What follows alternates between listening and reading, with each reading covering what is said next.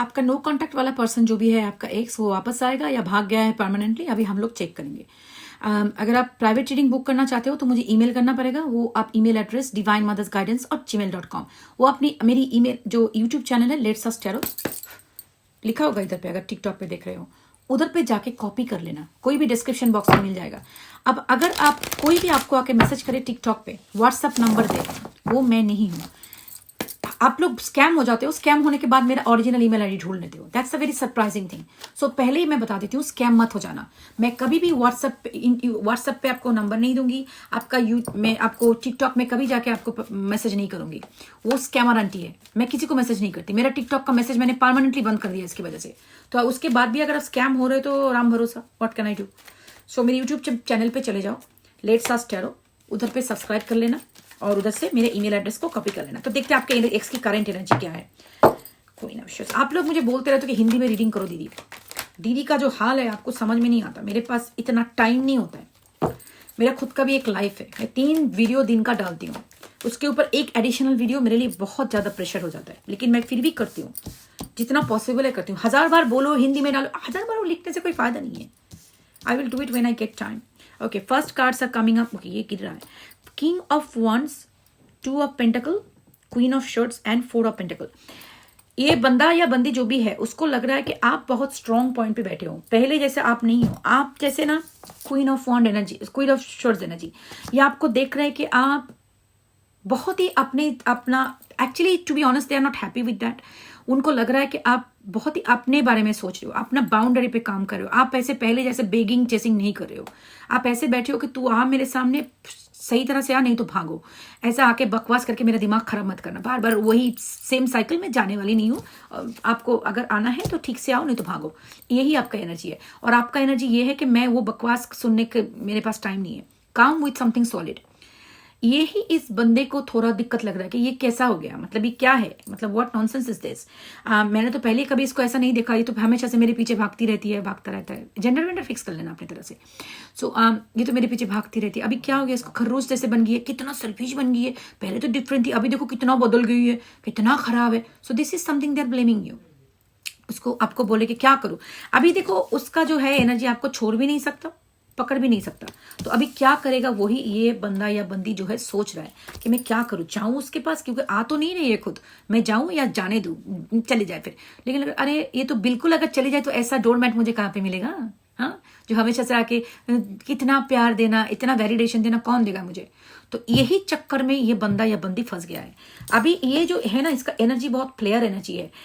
ये शायद आपको ऑनलाइन आप दिखेगा कि ऑनलाइन वगैरह में जाके लोगों के साथ फ्लर्ट कर रहा है या कर रही है, जो भी है।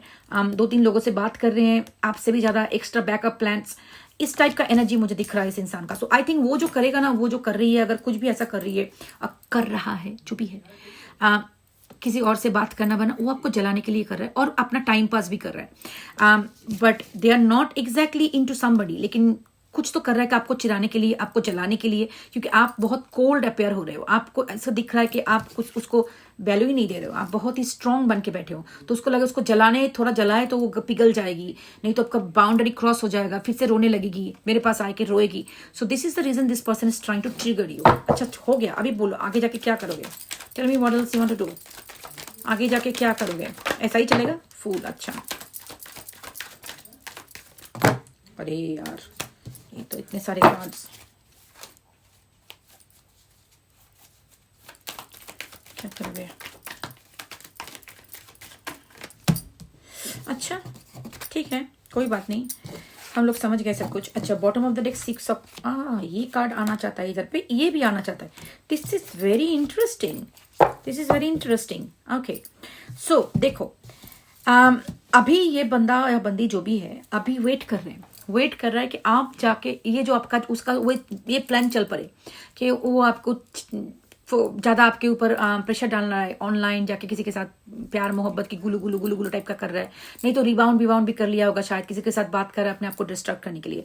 उसको लग रहा है वो सब कुछ देख के आप जल बल के उसके पास मैसेज कर दोगे, फिर से कहानी शुरू हो जाएगी, आप बेगिंग करोगे, जो भी करोगे रिश्ता शुरू हो जाएगा। अभी तक उसका ख्याल यही है, कर रहा है ये सब कुछ, लेकिन ये सब कुछ मैनिपुलेशन है।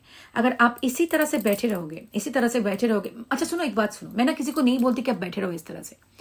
मेरा हिंदी खराब है, इसकी वजह से ऐसा आ गया, लेकिन मेरा पॉइंट है कि आप खुद के ऊपर जब फोकस करोगे ना, आप खुद को आगे लेके जाओगे ना, तब जाके आपका वैल्यू इसको समझ में आएगा, तब ये बंदा या बंदी जो भी है फिर से आपको मैसेज करेगा। देयर आर 3 एसेस, इस पूरे डेक में 4 एस रहते हैं, 3 एसेस इधर पे बैठे हैं।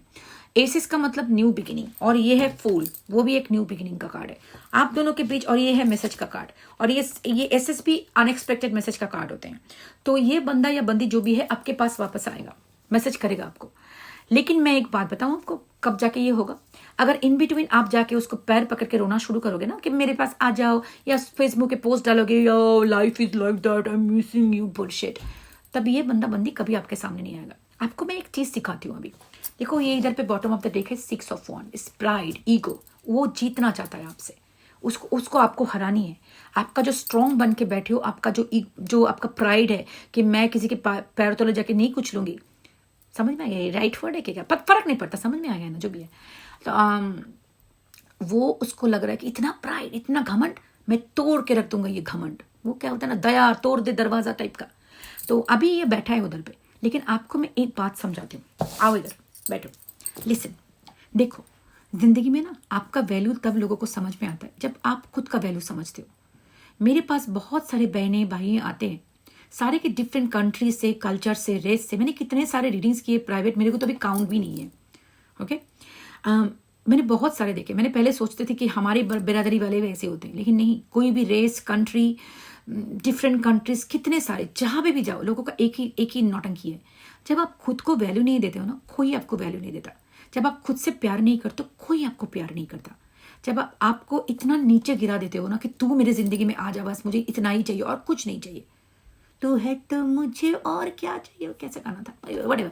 ये सारे बॉलीवुड वाले ना हमारा दिमाग खराब करके रखते हैं। ये सारे गाना लिख लिख के हमारे मन में, ये सबकॉन्शियसली हमें ये प्रोग्राम करते हैं कि तुम्हारा जिंदगी किसी और के ऊपर डिपेंडेंट है। इफ अगर वो बंदा या बंदी है तो तुम खुश हो, नहीं तो तुम्हारी जिंदगी में कुछ नहीं है।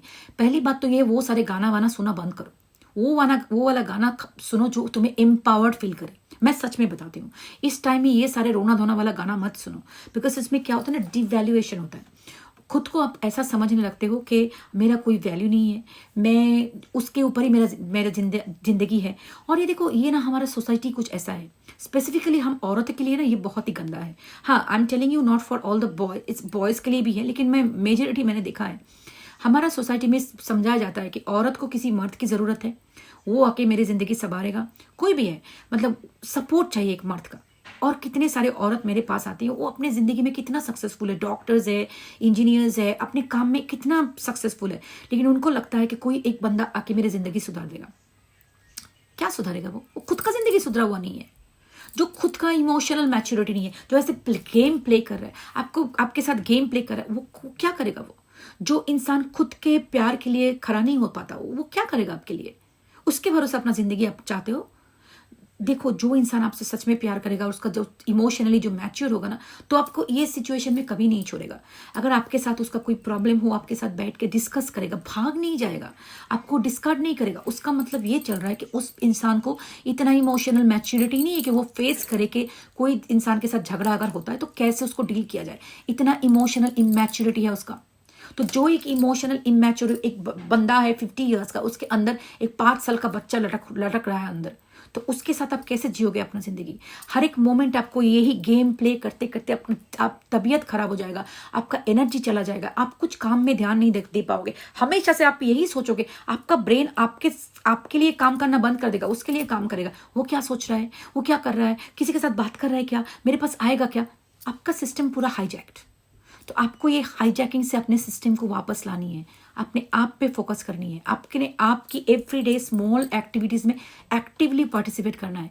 जब इस टाइप के सिचुएशन में आप होते हो ना, पता है क्या, खाना आप खा रहे हो, आप उसके बारे में सोच रहे हो, ऑफिस का काम आप कर रहे हो, उसका आपके दिमाग में चल रहा है वो क्या कर रहा है, आप बिस्तर में सो रहे हो, उसको लग रहा है अभी वो क्या कर रहा होगा, मे बी वो ये कर रहा है, मे बी वो कर रहा है, ये आपके दिमाग में चलता है। इसका मतलब आप अपने बॉडी में हो, लेकिन अपने बॉडी में नहीं हो। आपका सिस्टम कंप्लीटली हाईजैक्ट होकर उसके पास चला गया है। उसको वापस लाओ। हर एक मोमेंट में अपना जीना सीखो। इट्स अ माइंडफुलनेस क्या होता है? अपने बॉडी में प्रेजेंट रहना। अपना एक आइस क्यूब ले लो, अगर बहुत ज़्यादा आप ओवरहेल्म फील करो, आइस क्यूब ले लो, लेके फील करो। एक थोड़ा सा मॉइस्चराइजर लेके अपने आप पे हाथ पे लगाओ। Feel your body, feel your skin. Breathing exercise करो। अपने आप को पूछो, अच्छा मुझे अभी क्या खानी है, चाय अच्छा हम लोग ना बंगाली सब लोग सब कुछ खाते हैं, हम चाय भी खाते पानी भी खाते हैं, उसमें आपको प्रॉब्लम हो तो आप प्रॉब्लम अपना फिक्स कर लेना, मेरे को फर्क नहीं पड़ता।